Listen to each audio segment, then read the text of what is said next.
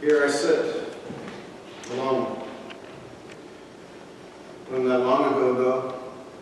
There was a group of us, and a day that held so much promise. We'd come into Jerusalem. We'd come in together, and the crowds surrounded us, crying out, "Hallelujah, Hosanna in the highest." The meal was prepared for us. We sat down together at the table. We sat down and everything just felt so right.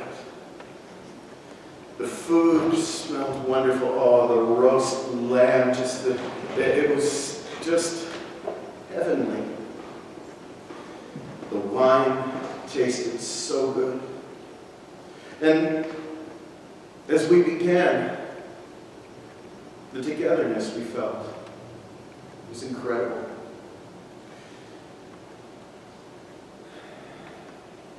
Who would have known? Who would have known that things would turn out the way it did? Something changed all of a sudden when our master took a piece of bread and he broke it, which we do at this meal. But he passed it to us. He said, "Eat this.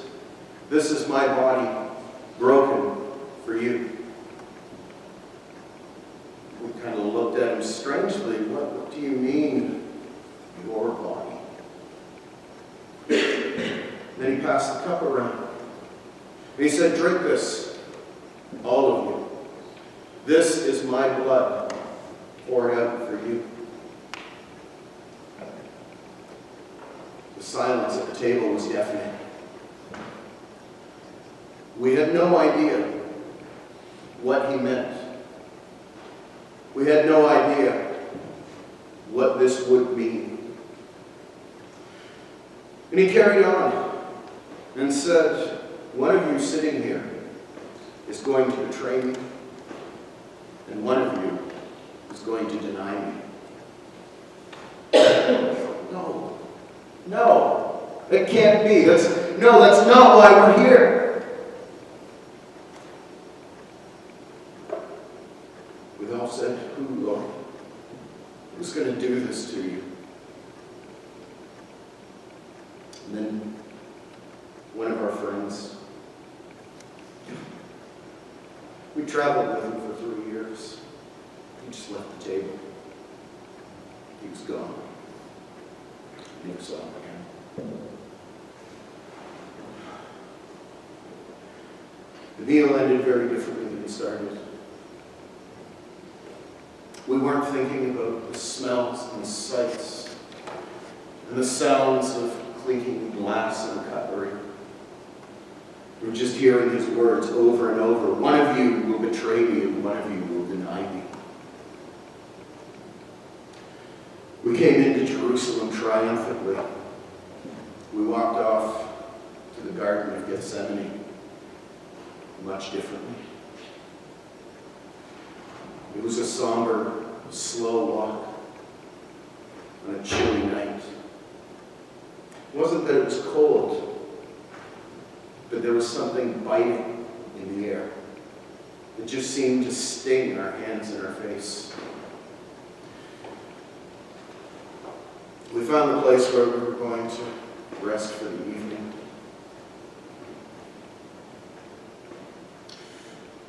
And then the master took a few of us off just a stone's throw away and said, "Watch here, because I need to pray."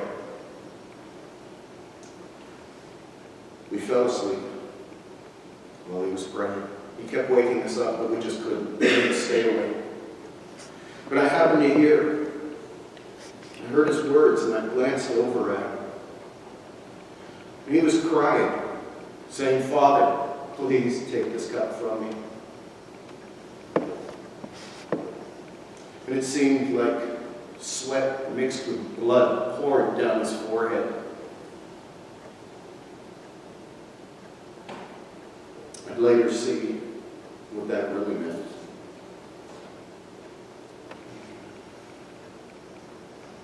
The sight of his sorrow and his anguish is just stuck in my heart.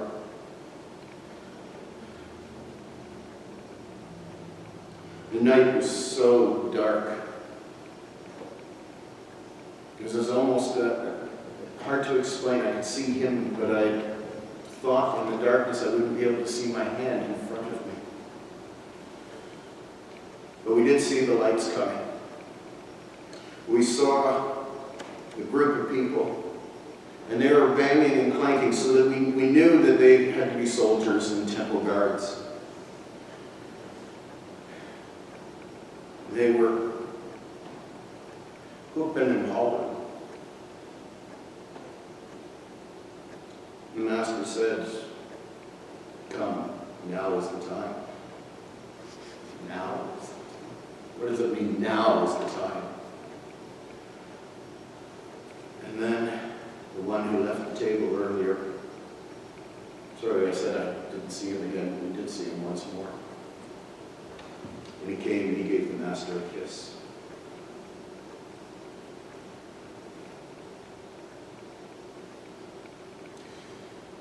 One of us got really excited, angry, pulled out a sword and cut off the ear of one of the group that was there. And we were ready for the fight, because we believed in our Master. We believed that this was not how it was supposed to end. So we were ready to stand up for him in that moment. He told us to stop. He actually healed the ear of the servant. And when they grabbed him, we all got scared. For none of us. I don't know if I'd do anything different now. I don't know if I could. And we ran.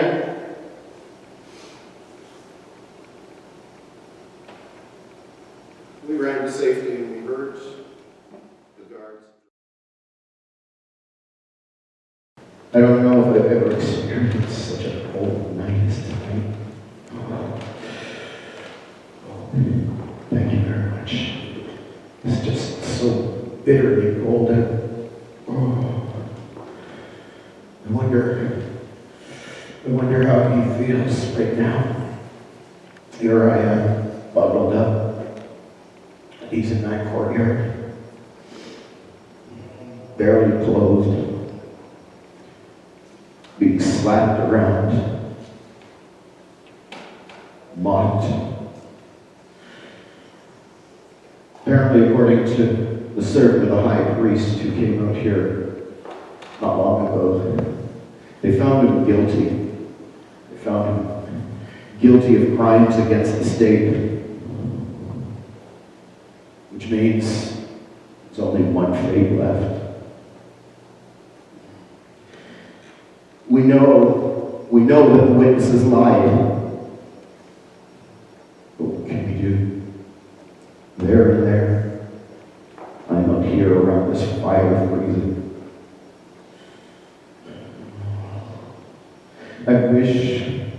I wish there's something that we could have done differently.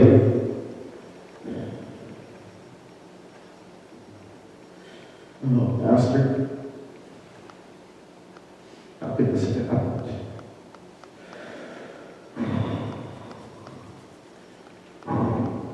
Soon they will lead him off. Soon we'll go to that cursed hill.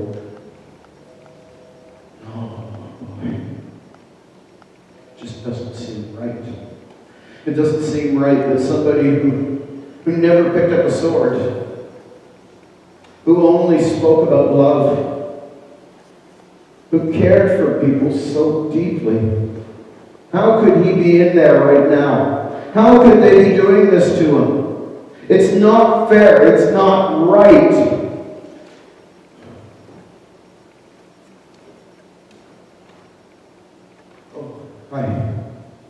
Come to warm yourself by the fire. Sorry, I'm just talking to myself. No, I know.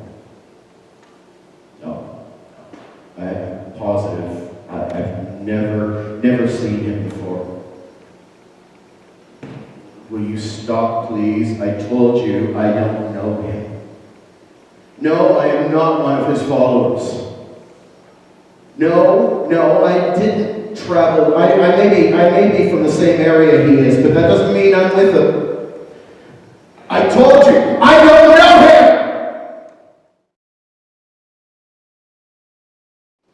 They brought him here. Some of us just heartbroken.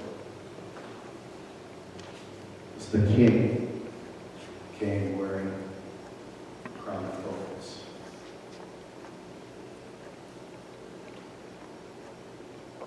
It was so cold the night before that I'd never felt a hot blazing sun like I had on that day.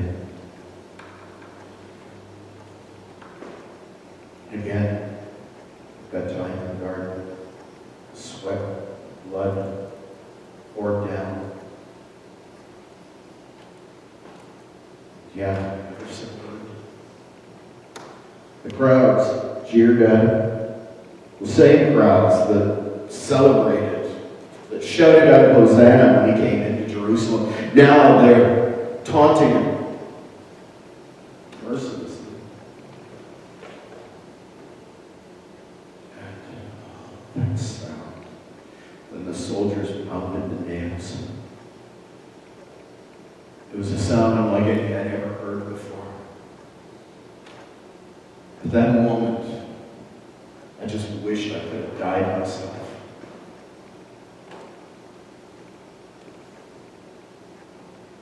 When they lifted that cross,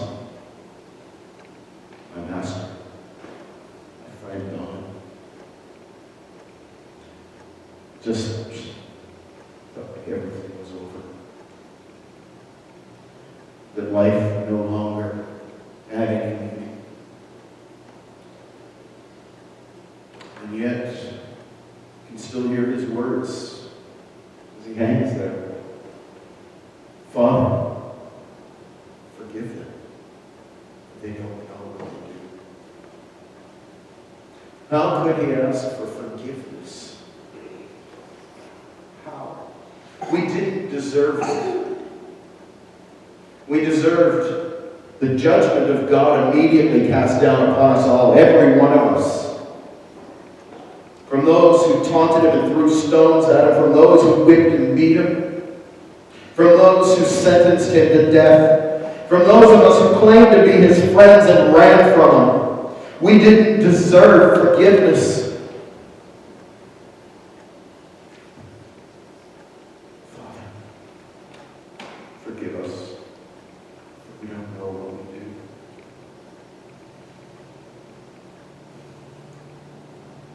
Mercifully, he died quickly. Quicker than people usually die on a cross.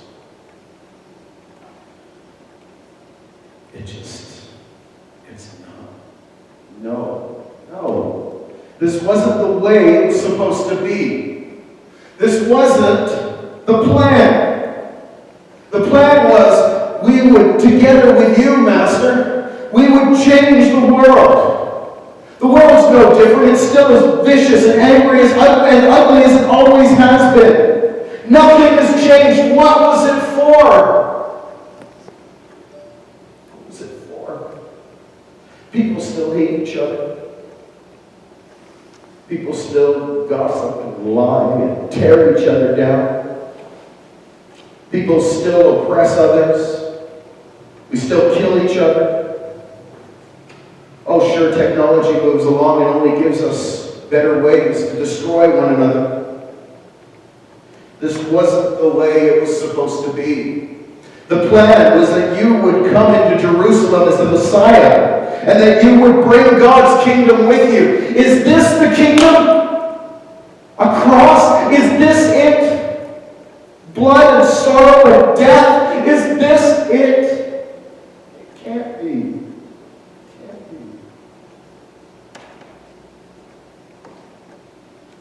You said there was another way. You said that there was life. You said that those who come to you will never die in it. You yourself died. we're left. We're left alone. Waiting. Wondering.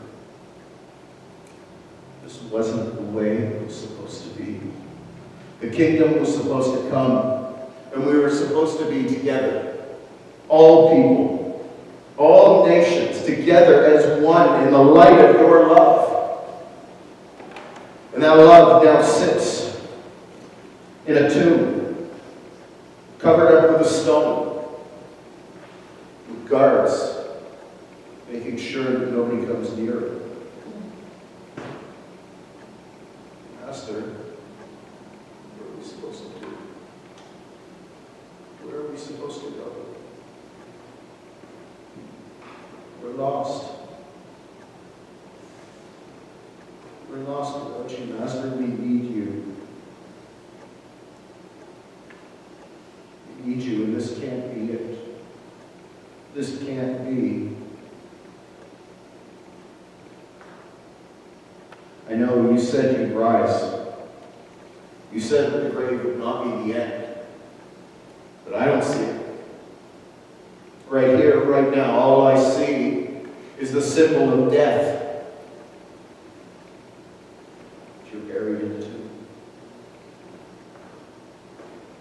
Who are we supposed to be without you?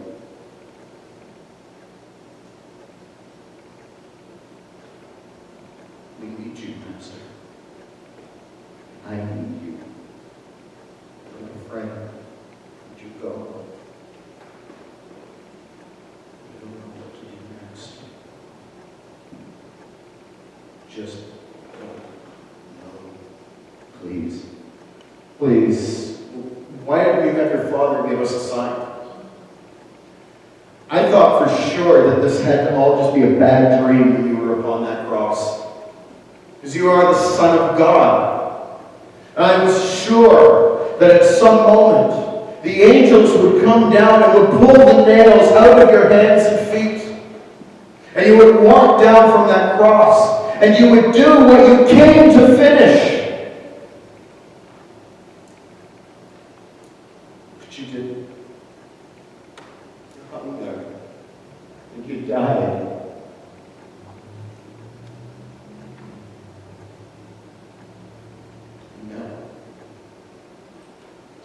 All we can do is wait. I don't know what we're waiting for, but I don't know what else to do. Just don't know.